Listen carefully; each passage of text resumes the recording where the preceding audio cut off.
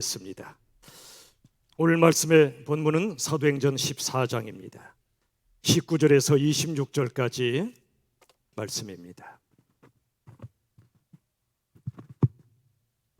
사도행전 14장 19절로부터 26절의 말씀입니다. 유대인들이 안디옥과 이고니온에서 와서 무리를 충동하니 그들이 돌로 바울을 쳐서 죽은 줄로 알고 시외로 끌어내치니라.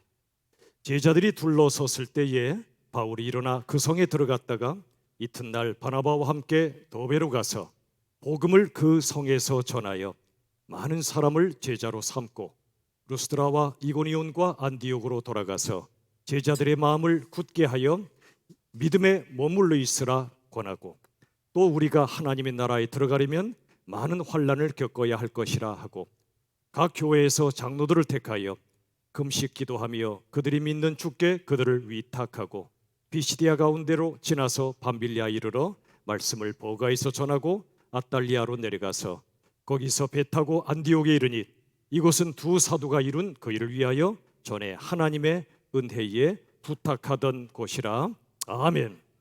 오늘 말씀의 제목을 저와 함께 선포합시다. 하나님의 은혜에 맡기라. 오늘 본문 14장 19절에 보시면 유대인들이 안디옥과 이고니온에서 왔습니다. 루스드라라고 하는 곳으로 왔습니다. 무리를 충동합니다. 군중을 부추긴 거지요. 그리고 그들이 돌로 바울을 칩니다. 의식을 잃어버리니까 바울이 죽은 줄 알고 시외로, 즉 성 밖으로 끌어내쳐버립니다. 그런데 20절 21절에 보시면 제자들이 둘러섰을 때 바울이 일어납니다. 그 성에 들어갑니다. 이튿날 바나바와 함께 더베라는 곳으로 가고요, 복음을 그 성에서 전해서 많은 사람을 제자로 삼지요. 그리고 루스드라, 이고니온, 안디옥으로 다시 돌아갑니다. 여러분이 말씀을 읽으시면서 뭔가 빠진 게 있다고 느껴지진 않습니까? 저 같으면, 여러분 어떠신지 모르겠지만, 만약 내가 복음을 전하다가 교회를 섬기다가 내가 누군가에게 돌을 맞습니다. 죽을 뻔했습니다. 그럼 우리의 반응은 어떨까요? 아니 하나님, 제가 왜 돌을 맞아야 합니까? 복음 전하려고 그렇게 애썼는데 돌아온 게 고작 이런 거란 말입니까? 그리고 돌 던진 자를 째려보며 너희들 그러고도 무사할 것 같으냐? 하나님이 단단히 벌 주실 거니까 각오들 해. 하나님, 저놈들을 다 쓸어버리세요. 이래야 마땅하지 않습니까? 우리의 마음을 보면, 여러분, 우리가 주님을 섬기다가 복음을 전하다가 교회를 섬기다가 때로 돌을 맞진 않아도 상처를 받기도 하고 어려운 일이 생기기도 합니다. 그때 우리 마음에 그런 마음이 들 수 있잖아요. 내가 이 꼴 보려고, 이런 대접 받으려고 그동안 이렇게 애써왔단 말인가? 시험에 들 수 있습니다. 낙심할 수 있습니다. 그런데 여러분, 바울이 어땠는지 한번 보세요. 그가 거의 의식을 잃고 죽은 듯 했다가 의식을 되찾습니다. 일어납니다. 그 다음에 20절 보시면 바울이 일어나 그 성에 다시 들어간 거예요. 그 성이 어떤 성입니까? 바울에게 돌을 던진 성입니다. 그런 사람들이 가득한 성에 다시 들어가는 거예요. 이게 이해가 되십니까? 저도 이해가 안 돼요. 우리가 누군가에게 상처받거나 힘든 아픔을 겪었으면 그 사람 꼴 보기 싫잖아요. 그런데 그 성으로 다시 들어가요. 도대체 바울의 마음에 뭐가 있길래? 마치 아무 일도 없었던 것처럼 뚜벅뚜벅 걸어가는 거예요. 자기의 길을 걸어갑니다. 하나님의 주신 길을 걸어간다는 말이에요. 여러분, 바울이 쓰러져도 다시 일어나는 터미네이터입니까? I am back. 나는 다시 돌아왔어. 우린 터미네이터가 아니에요. 바울도 그렇지 않아요. 바울도 우리와 똑같은 사람이었어요. 그 얘기가 오늘 본문 바로 앞에 8절 이하의 한 이야기에서 등장합니다. 루스드라라는 지역에서 걸어본 적 없는 장애인을 만납니다. 그의 믿음을 보고 일으켜 세웁니다. 그러자 난리가 났지요. 한 번도 걸어본 적 없는 사람이 걷는 모습을 본 적이 없잖아요. 그러자 그들이 외칩니다. 그 지역 사람들이 신이 내려왔다. 신이 사람의 모습으로 내려오셨다. 바울과 바나바에게 제사를 드리고 경배하려고 합니다. 그러자 화들짝 놀랬던 바울 바나바 외칩니다. 이러지들 마시오. 우리도 여러분과 똑같은 사람이지 신이 아니란 말이요. 우리는 여러분에게 복음을 전해서 여러분이 하나님께, 진정한 신이신 하나님께 돌아오게 하려는 것뿐이에요. 그렇습니다. 우리 모두는 피조물인 사람이지 창조주 하나님이 아니란 말입니다. 우리 모두는 연약하고 완악한 죄인들입니다. 하나님의 은혜 없이는 한순간도 살 수 없는 존재입니다. 저도 그렇습니다. 그런데 바울이 다시 성에 들어갔습니다. 그것은 바울에게 무서움이 없어서가 아니고 믿음이 있어서입니다. 무서움을 이기는 믿음이 도대체 뭘까요? 바울도 알았어요. 자기는 연약한 인생이고 다시 그 성으로 들어가면 또다시 돌에 맞아 얻어 터질 수밖에 없는 연약한 존재임을 알았어요. 그러나 그는 무서움을 뛰어넘어 믿음을 하나님께 받았어요. 어떤 믿음입니까? 돌에 맞으면 맞을수록 아프겠지만 그로 인해 하나님이 나를 영적으로 더 강하게 만드실 걸 믿었어요. 이번에 월드컵이 끝났는데 손흥민 선수 수술 직후에 위험한 몸으로도 뭔가를 얼굴에 끼고 뛰었죠. 그가 평소에 지옥 훈련 시키던 코치가 있었다고 합니다. 그 사람에게 훈련받으면 정말 지옥을 경험한다고 합니다. 너무 힘들죠. 그런데 그 코치에게 다시 가서 훈련시켜달라고 했답니다. 왜 그랬을까요? 정말 입에서 단내가 나도록 힘들지만 그렇게 해야, 그 사람에게 그런 훈련을 받아야 내 실력이 느는 것을 그는 믿었기 때문입니다. 훈련을 받으면 실력이 느는 걸 그는 믿었기 때문입니다. 여러분, 우리 모두는 고난 싫어요. 고통 싫어요. 그러나 하나님은 우리를 낳으실 뿐 아니라 키우시는 분입니다. 어떤 부모가 자식을 낳고 끝냅니까? 낳은 다음에 키우잖아요. 출애굽한 후에 왜 바로 그들을 가나안 땅으로 택배로 붙여버리지 않았습니까? 광야를 통과케 하신 겁니다. 그들의 몸은 애굽에서 나왔지만 그들의 마음속엔 여전히 애굽으로 가득 차 있었기 때문입니다. 그들의 마음속에 가득한 애굽을, 그 물을 빼내기 위해서 광야가 필요했던 겁니다. 바울은 알았어요. 믿었어요. 들어가면 또 돌 맞을 가능성이 있죠.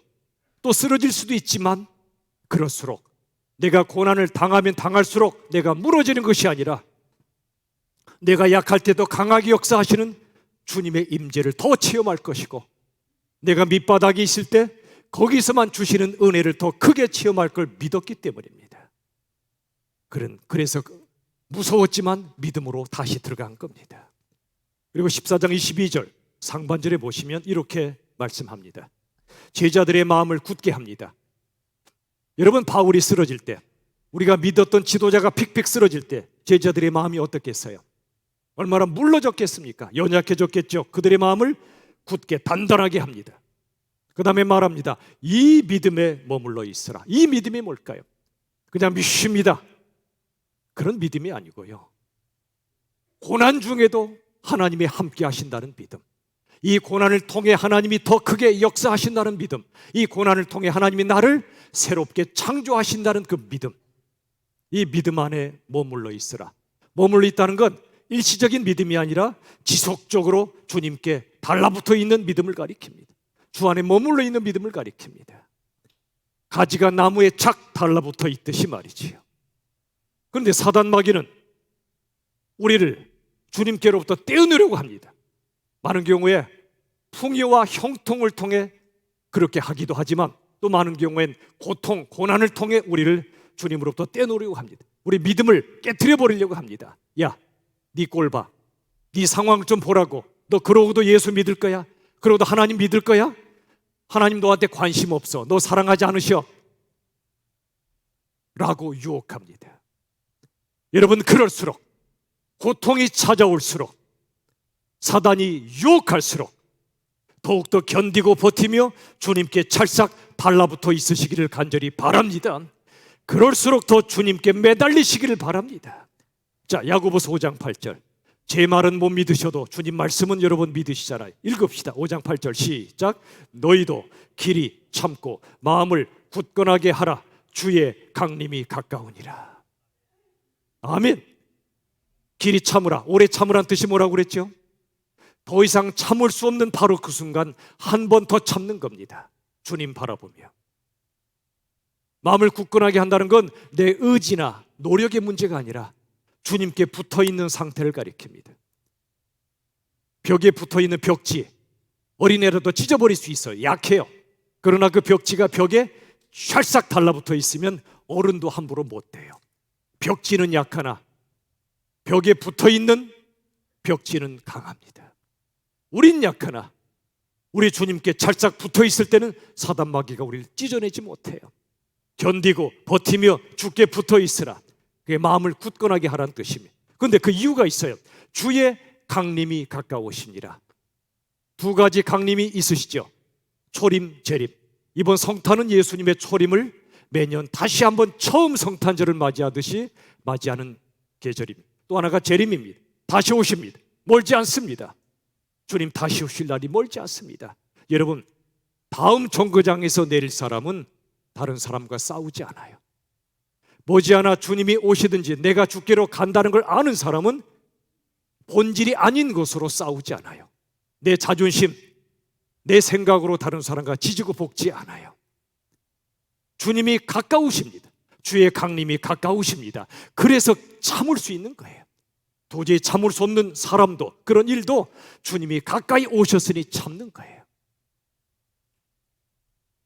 자, 오늘 본문의 말씀 중에 아주 핵심 구절이 사도행전 14장 22절입니다. 하반절을 보십시오.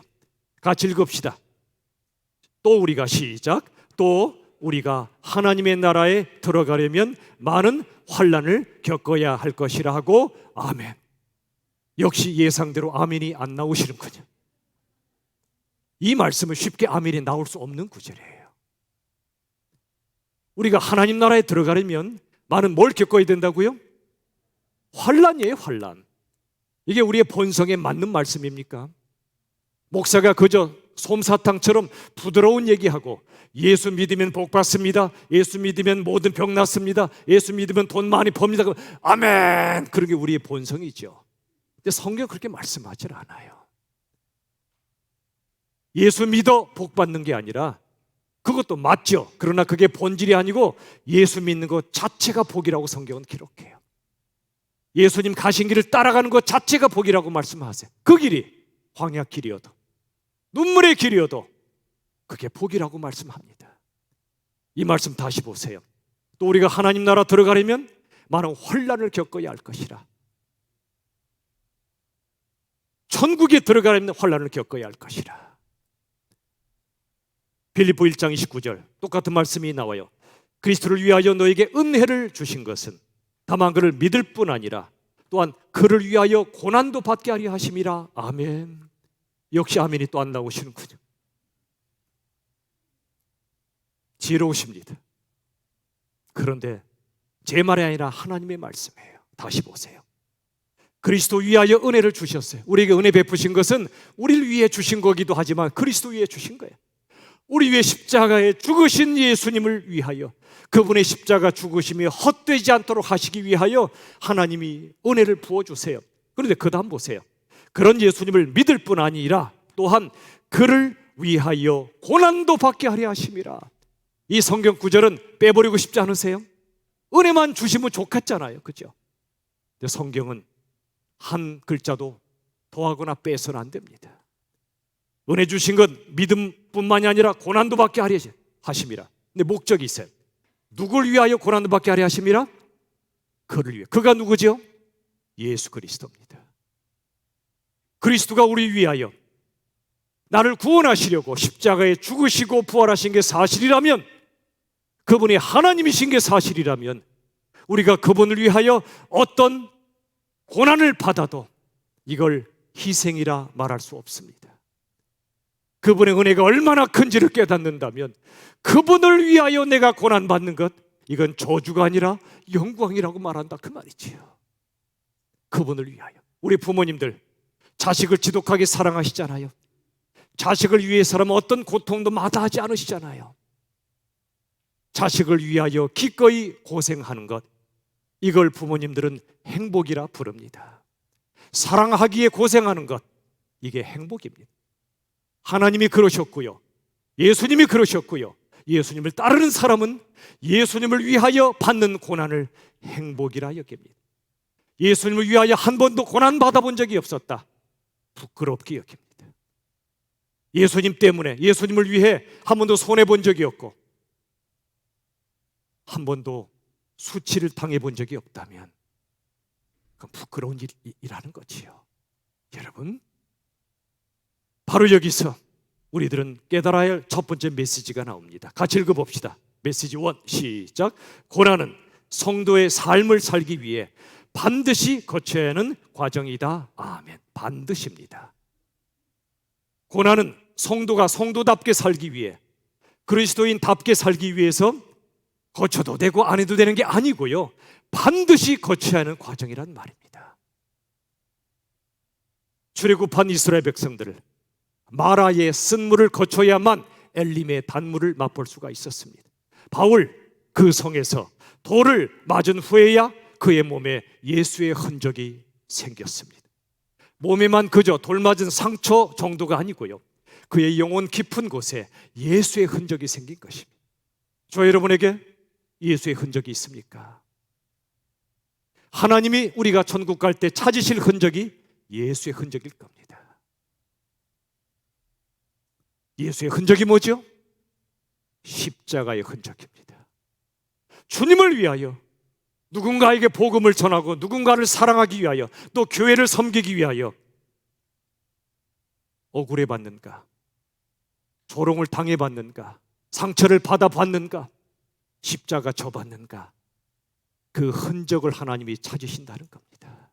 그런데 놀라운 건 우리 예수님 말씀하신 것처럼 십자가는 영광이라고 말씀하셨습니다. 요한복음 12장을 비롯해서 수없이 우리 주님은 십자가는 저주가 아니라 영광이라고 말씀하셨습니다. 왜 그렇죠? 그 십자가는 내가 십자가의 죽음으로 하나님이 그렇게 원하시는 죄인들을 구원하는 놀라운 역사가 이루어질 걸 믿었기에, 내가 저 사랑하는 영혼들을 구원하려고 죽다니 내 죽음은 영광으로 여기셨던 겁니다. 십자가 후의 영광이 아니고요, 십자가 자체가 영광이라고 말씀하신 거예요. 십자가의 흔적, 영광의 흔적이 바로 예수의 흔적입니다. 이번에 분리개척 참여하시는 분들을 보니까 이제 한가정 한가정 나오고 계신데, 정말 이분들의 마음속에 예수의 흔적이 없고는 불가능하구나. 다음 주에 말씀드리겠지만 파송 예배 때 이 십자가 영광이 얼마나 놀라운 흔적인지요. 물론 여러분이 선교지에 가신 것도 영광의 흔적이고, 여러분이 있는 그 자리에서 섬기시며 고생하는 것도 다 영광의 흔적이고요. 우리 하늘비전교로부터 시작하여 함께 나눔 교회까지 보내시는 곳에서 복음을 전하기 위하여 모든 것을 드리시는, 삶을 드리는 그것도 영광의 흔적이란 말입니다. 기억하십시오. 그리스도인은 반드시 고난과 아픔을 통과하는 사람입니다. 가는 데마다 약자가 됩니다. 가는 데마다 바보가 됩니다. 억울한데도 아무 대꾸 안 합니다. 그냥 갑니다. 어디까지요? 죽음의 자리까지, 십자가의 자리까지. 그런데 놀라운 건 그 실패와 약함과 죽음이 오히려 구원의 능력이 된다는 것, 이게 바로 복음의 신비요 십자가의 신비인 줄로 믿으시길 바랍니다. 우리가 왜 복음의 능력이 안 나타나는 삶을 사냐면, 주를 위한 실패를 거절하기 때문에, 주를 위한 약함과 죽음을 거절하기 때문에 그래요. 그러나 여러분, 주를 위한 고난, 약함, 바보됨, 실패, 조롱, 죽음은 이 땅에서 가장 영광이요 능력이요 신비라는 것입니다. 여러분, 놀라운 건 하나님이 우리를 예정하셨는데요, 창세전에 우리의 구원을 예정하실 뿐 아니라 구원 전에 우리의 고난도 예정하셨다는 사실입니다. 하나님은 예수님의 십자가를 창세전에 예정하셨습니다.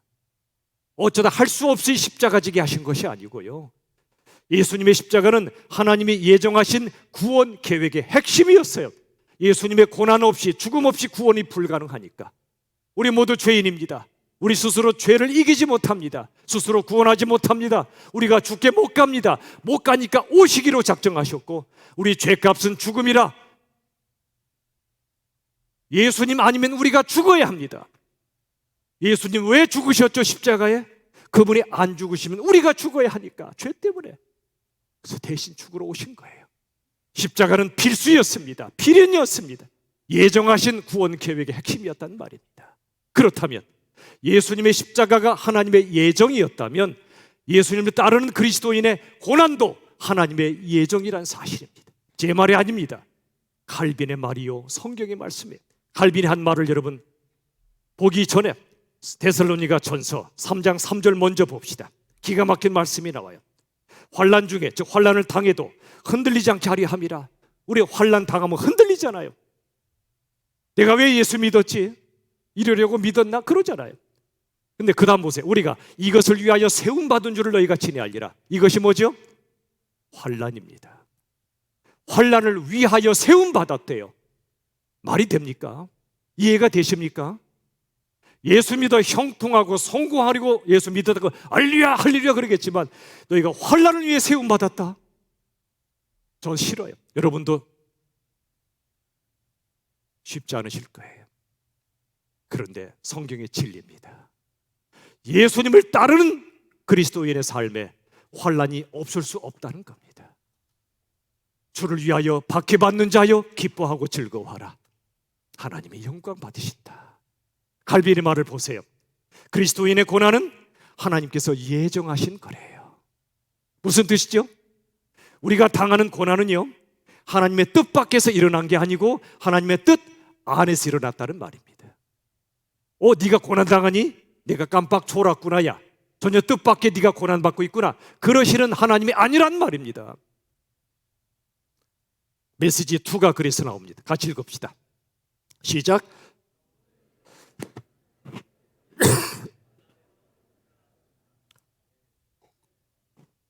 성도의 고난은 하나님께서 예정하신 뜻 안에서 일어난다는 사실을 여러분 믿으시길 바랍니다. 하나님이 깜빡 주무신 게 아니라 눈을 뜨고 계세요. 고난을 허락하실 때는 당신의 뜻 안에서 일어나고 있다는 거예요. 이사야 45장 7절 하나님의 말씀이죠. 나는 빛도 짓고 어둠도 창조한다. 나는 평안도 짓고 끝. 그게 아니고요, 그 다음 뭐라고 하셨어요? 환난도 창조한다. 나는 여호와라. 이 모든 일들을 행하는 자니라. 빛이 좋죠, 어둠 싫어요. 평안 좋죠, 환난 싫어요. 그런데 하나님은 그 모든 걸 창조하신대요. 무슨 뜻입니까? 대부분의 고난은 죄로부터 옵니다. 그렇다면 하나님께서 죄의 뿌리가 된다는 뜻입니까? 그럴 수 없습니다.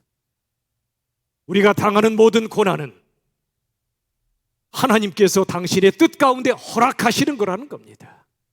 그리고 그 고난이 일하여, 고난을 통하여 하나님이 당신의 놀라운 뜻을 행하신다는 것입니다.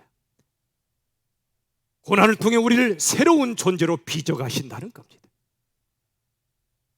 C.S. 루이스의 말처럼 안 그래도 교만한 인생이 고난마저 없다면 얼마나 더 교만하겠어요. 제 얘기입니다. 그래서 시편 119편 71절은 이렇게 말씀하죠. 고난 당한 것이 내게 유익이라 이로 말미암아 내가 주의 율례들 즉 하나님의 말씀을 배우게 되었나이다. 아멘. 여러분, 고난 있기 전에 하나님의 말씀이 여러분의 영혼 속에 파고들던가요? 그런 분 거의 없어요. 배부르고 등 따시면 하나님의 말씀에 절실할 수가 없습니다. 죄송하지만 하나님의 말씀을 대충 듣습니다. 오, 좋은 말씀이야. 끄덕거리고 끝납니다.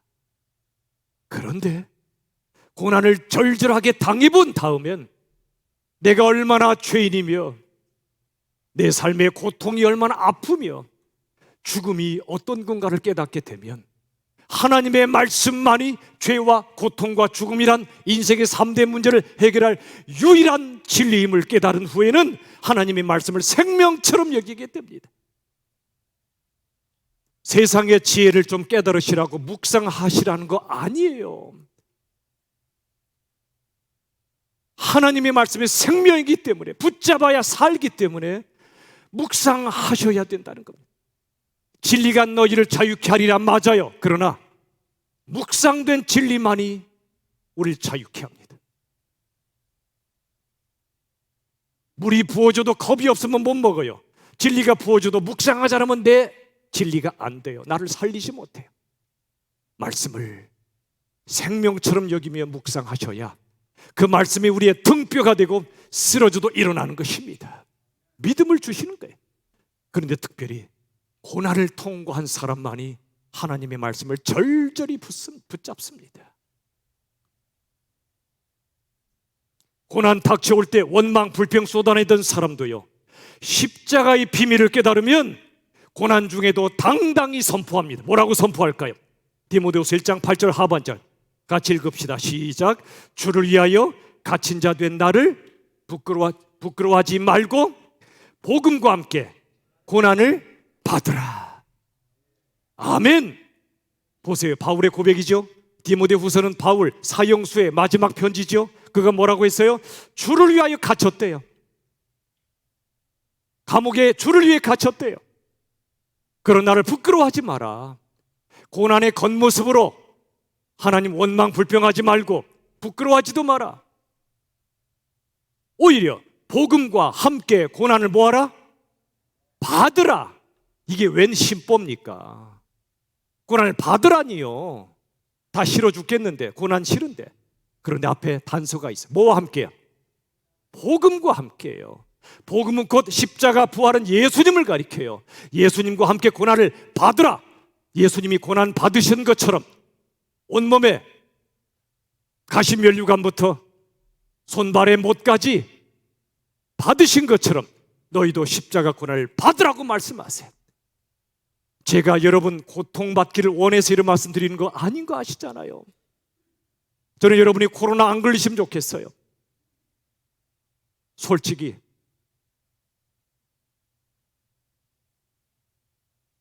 제가 대신 걸리면 좋겠어요. 그런데 때로 코로나 걸린단 말이지요. 중요한 건 무엇을 위하여 걸릴 수 있냐는 거예요. 묻겠습니다. 어떤 분이 복음을 열심히 전파하다가 그분이 밥 먹고 싶다고 그래서 밥도 사드렸어요. 마스크 벗잖아요. 근데 코로나 걸렸어요. 그 사람 때문에. 이게 저주일까요? 영광일까요? 십자가 복음의 신비를 모르는 자는 저주라고 느낍니다. 그 사람 때문에 내가 코로나 걸렸다고 원망 불평 저주합니다. 그런데 복음의 영광을 아는 사람은 그걸 저주로 여기지 않습니다. 영광으로 여깁니다. 건강하십시오. 제발 아프지 마세요. 어느 드라마 대사처럼 아프냐? 나도 아프다. 다시는 아프게 하지 마라. 그러고 싶어요. 그런데 그 위에 진리가 있어요. 건강이 우리 인생의 최종 목적이 아니에요. 어떤 인생 택하실래요? 한 번도 안 아파요. 예수 믿지 않고 예수님 제대로 사랑하지도 않고 말씀 붙잡지도 않고 나만을 위하여 호요식하며 살다가 떠나실래요? 아니면 예수 위하여 복음 전하다 코로나 걸려도 그래도 복음 전하고 사랑하고 그 십자가 고난을 영광으로 여기며 살다 가실래요? 어느 인생을 선택하실래요? 복음 전하다 코로나 걸려도 부끄러워할 일이 아니란 말입니다. 당당히 받으세요. 왜냐하면 그건 고귀하고 영광스러운 고난이며 예수님 가신 길을 따라가는 고난이기 때문에 그렇습니다. 시편 50편 15절 환난 날에 나를 부르라. 내가 너를 건지리니 네가 나를 영화롭게 하리라. 잘 아시는 말씀이죠? 네가 나를 영화롭게 하리라. 하나님의 영광이 드러나는 삶이 언제 가능할까요? 두 가지입니다. 첫째, 환난 날입니다. 주를 위하여 환난 당할 때 하나님이 영광 받으시고요. 두 번째, 환난 당할 때 우리가 약하니까 주께 부르짖어 기도하십시오. 그때 하나님이 손을 내밀어 구원하십니다. 바로 그 순간 하나님의 구원이 나타날 때 하나님이 영광 받으십니다. 환난의 날에 주를 위하여 고난 받을 때, 그리고 부르짖어 기도하고 하나님이 구원하실 때 하나님이 영화롭게 된다는 사실이에요. 사도행전 14장 23절 이 하반절, 그들이 믿는 주께 그들을 위탁하고, 주께 위탁하고 모든 걸 맡겼다는 말이죠. 또 26절 하반절, 그 일을 위하여 선교를 위하여 전에 하나님의 은혜에 부탁하던 곳이라. 아리송다리송하죠. 번역이 조금은 희미하게 번역됐어요. 하나님의 은혜에 부탁하던 곳이란 말의 뜻은 하나님의 은혜에 모든 걸 내어 맡기고 생명까지 내어 맡기고 복음 전도의 사명을 위하여 나섰던 곳, 그런 뜻입니다. 그렇습니다. 믿음은 내 모든 것을 하나님의 은혜에 맡기는 것입니다. 내 모든 것을 하나님께 넘겨드리는 것이 바로 믿음이에요. 살든지 죽든지 인생의 문제들과 인생 전체를 송두리째 100% 하나님께 맡기고 넘겨드리는 믿음으로 살 수 있기를 간절히 바랍니다. 믿음은 주께 다 맡겨버리는 거예요. 바다에 빠졌어요.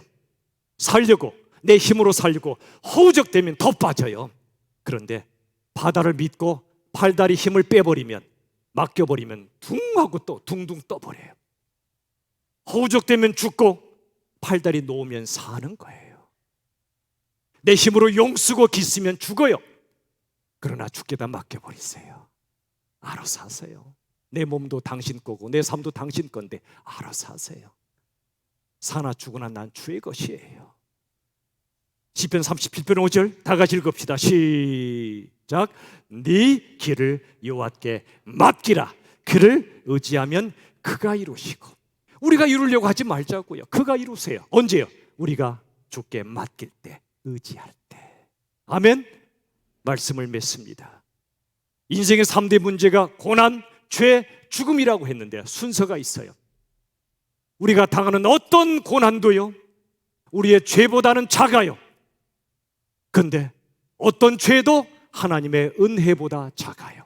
바꿔 말하면 우리의 어떤 고통보다 우리의 죄가 더 크고요, 우리 죄가 아무리 커도 하나님의 은혜는 훨씬 더 크다는 걸 믿으시길 바랍니다. 그래서 우리가 은혜에 맡기는 거예요. 우리의 고난도 죄도 죽음까지도요. 하나님이 때로 우리에게 죽을 것 같은 고난을 허락하신 이유가 뭐죠? 고린도후서 1장의 말씀처럼 그때 더 이상 우리 자신을 의지하지 않고 하나님만 의지하게 하시는 거예요. 하나님만. 아직까지 여러분 자신 또는 어떤 사람, 여러분이 갖고 있는 소유를 의지하십니까? 아시잖아요. 의지할 게 못 된다는 걸.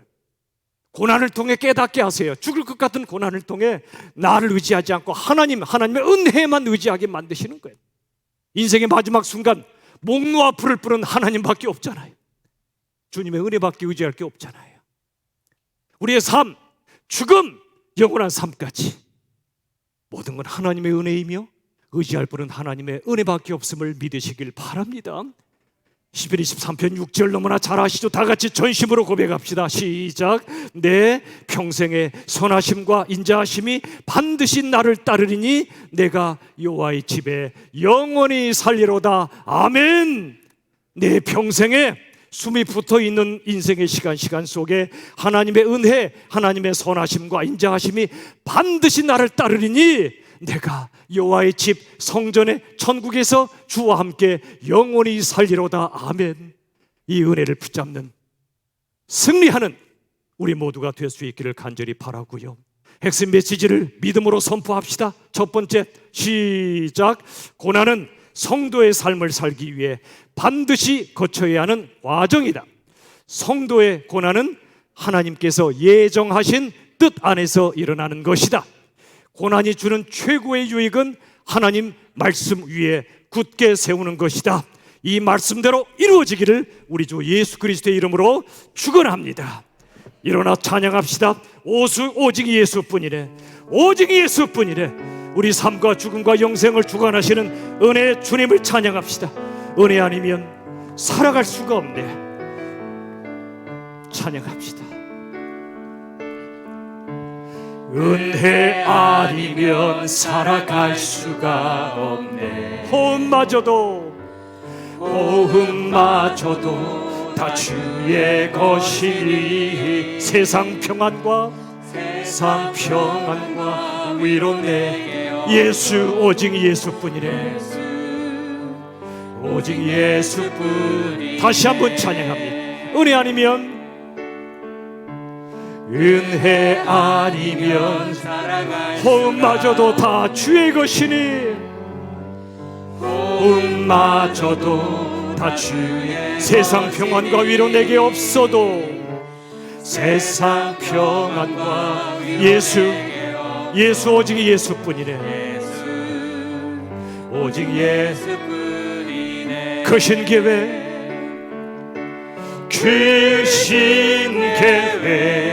다 볼 수도 없고 작은 고난에 지쳐도 주께 묶인 나의 버티고 견디게 하시네. 은혜 아니면 살아갈 수가 없네. 나의 모든 것 다 주께 맡기니 참된 평안과 위로 내게 예수 오직 예수뿐. 우리 시간에 잠시 기도하기를 원합니다. 하나님, 인생의 고난 너무나 힘겹습니다. 힘듭니다. 그러나 주님, 주를 위하여 믿음을 지키는 모든 고난을 하나님의 무한하신 은혜에 맡기며 주께 맡기며 고난을 통과하여 승리할 수 있게 해달라고. 두 번째, 다음 주에 파송될 우리 함께 나눔 교회 분리개척이 정말 힘차고 아름답게 이루어지고 하나님의 모든 역사를 이끌어 가시도록 두 가지 제목을 놓고 우리 두 손 듭시다. 주여, 세 번 외친 다음에 하나님의 은혜에 모든 걸 맡기며 간절히 기도합시다. 주여, 주여, 주여. 살아계신 아버지 하나님, 우리들은 연약한 인생들입니다. 연약하고 완악한 죄인들입니다. 인생의 모든 고난이 닥쳐올 때마다 쓰러지는 인생들입니다. 하나님을 원망하고 불평하기도 많이 했습니다. 그러나 이제는 모든 고난이 닥쳐올 때 하나님의 무한한 은혜를 붙잡고 은혜에 맡기며 승리하는 저희들 되게 하여 주시옵소서. 오직 예수님만이 우리가 맡길 유일하신 분임을 고백하며 주께 인생 전부를 맡기며 나아가게 하옵소서. 함께 나눔교회를 하나님께서 세워주시고 이 목사님과 귀한 종들을 하나님의 파송하여 주셔서 이 시대에 꼭 필요한 하나님의 진정한 주님의 교회가 탄생하도록 주여 도와주시옵소서. 인도하여 주시옵소서. 아버지 하나님, 인도해 주시길 원합니다. 함께하여 주시옵소서. 아버지여, 긍휼 베풀어 주시길 함께하여 주시옵소서. 크신 계획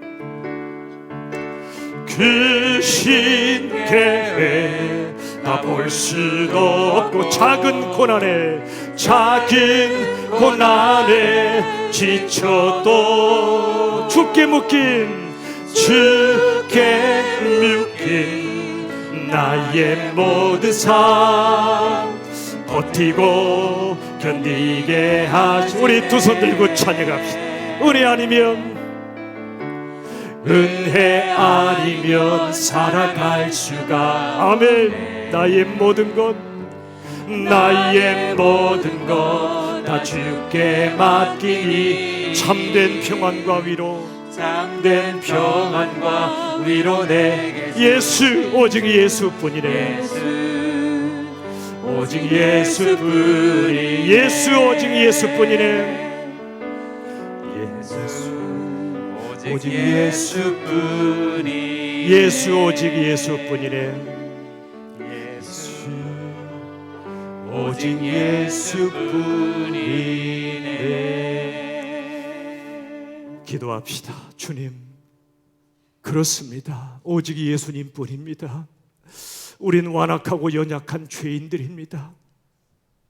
그러나 우리를 그래도 사랑하시고 은혜 베풀어 주셔서 우리 위해 죽으시고 다시 사신 주님을 찬양하며 이제 우리 모든 고난 중에도 하나님의 은혜에 맡기며 승리하게 도와주시옵소서. 함께 나눔교회 하나님이 세우시고 이 시대에 꼭 필요한 주님의 영광이 드러나는 교회 되게 하여 주시옵소서. 아멘. 예수님의 이름으로 간절히 기도하옵나이다. 아멘.